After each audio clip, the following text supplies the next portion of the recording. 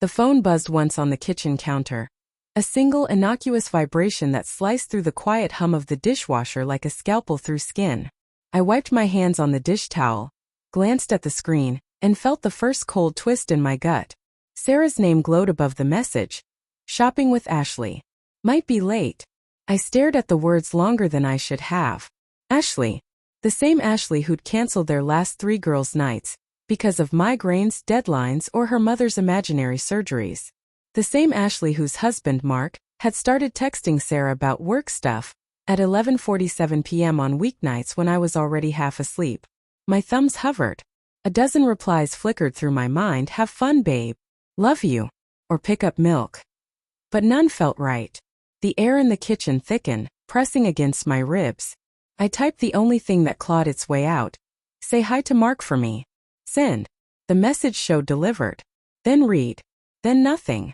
No typing bubble. No laughing emoji. Just the gray silence of a screen that suddenly felt like a loaded gun. I set the phone face down and tried to breathe. The lasagna I'd been proud of 20 minutes ago congealed in the oven, its cheese bubbling into a mockery of domestic bliss. I opened the fridge, closed it, opened it again. The cold air slapped my face, but the chill was already inside me, spreading like frost on glass. Mark. I'd met him twice, at the company picnic where he'd shaken my hand too hard and talked about crypto like it was religion, and at the Christmas party where he'd cornered Sarah by the dessert table and laughed too loud at something she whispered. I told myself it was nothing. Sarah rolled her eyes at guys like Mark. She called him try-hard and midlife crisis in a Patagonia vest. But the texts, the late nights, the way she'd started locking her phone when she thought I wasn't looking. I poured a glass of water and didn't drink it.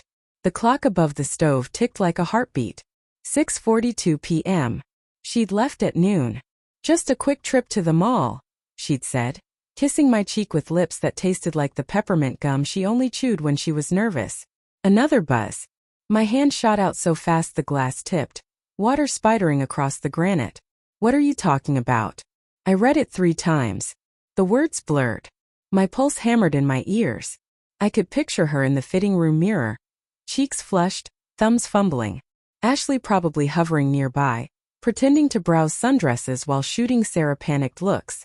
I typed, "You said you were with Ashley. Mark's been texting you." Figured he tagged along. Send. The typing bubble appeared, vanished, appeared again. I gripped the counter until my knuckles went white. The lasagna scent turned cloying, nauseating. It's not what you think. For words. The universal language of guilt. I laughed, a sound that scraped my throat raw. Not what I think. As if I hadn't spent the last month piecing together the shards of her lies like a detective in a bad movie. The deleted call logs. The new password on her laptop. The way she'd stopped saying I love you first, waiting for me to say it like a reflex she no longer trusted. I didn't reply. I couldn't. My thumbs felt detached, floating above the screen like they belonged to someone else. Instead, I opened the drawer where we kept the takeout menus and pulled out the printed credit card statement I'd been hiding for 2 weeks. There, circled in red.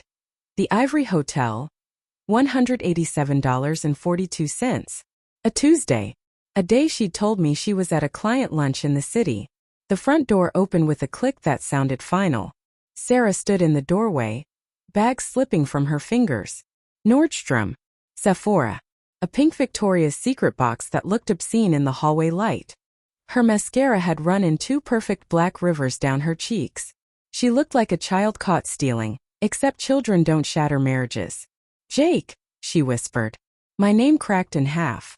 I couldn't move. The statement trembled in my hand. She took a step forward then stopped. It's not Mark and I, her voice broke. It was a mistake. One time. I swear. One time. The phrase ricocheted inside my skull.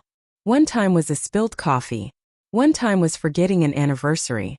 One time wasn't hotel charges and 2 a.m. texts that lit up her phone like fireworks. Say hi to Mark, I repeated, my voice flat. That's all I said. Her knees buckled.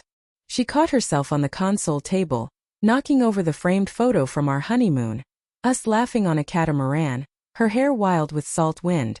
The glass cracked in a spiderweb across her smile. I was going to tell you, she said. Tonight. I swear I was. Tonight. I echoed. After you bought new lingerie with my credit card?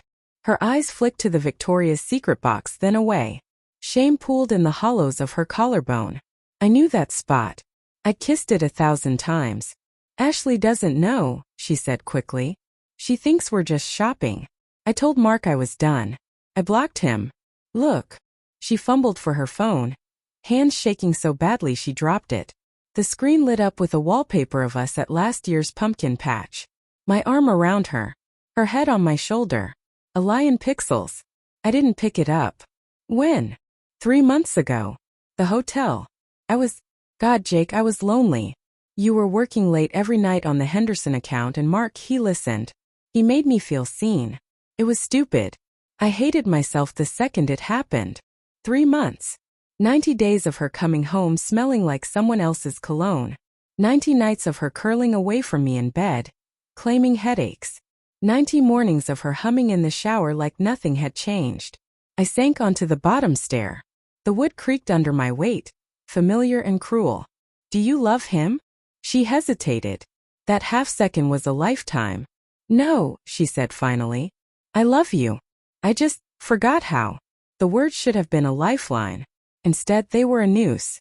I looked at the lasagna, now a charred brick in the oven. I looked at the water spreading across the counter like a crime scene. I looked at my wife, my Sarah, who used to steal the covers and laugh in her sleep, now a stranger with tear-stained cheeks and a secret that tasted like rust in my mouth. Get out, I said. She flinched as if I'd struck her. Jake, I need you to leave. Now. She didn't argue. She gathered the bags with trembling hands, the pink box slipping from her grasp and spilling lace across the hardwood. She left it there, a crimson flag of surrender. At the door she paused. I'll stay with my sister. I'll give you space. But I'm not giving up on us. The door closed softly behind her. No slam. No drama. Just the quiet click of a life ending. I sat in the dark until the lasagna burned to ash. Until the water dried into faint rings on the granite. Until the cracked honeymoon photo stared at me with its fractured smiles. My phone buzzed again. A text from an unknown number. She's lying. It wasn't one time. Attached was a photo, Sarah and Mark in a dimly lit bar, her hand on his thigh, his mouth at her ear. The timestamp. Last night. I turned the phone off. The silence that followed was the loudest sound I'd ever heard. Outside, a car engine started.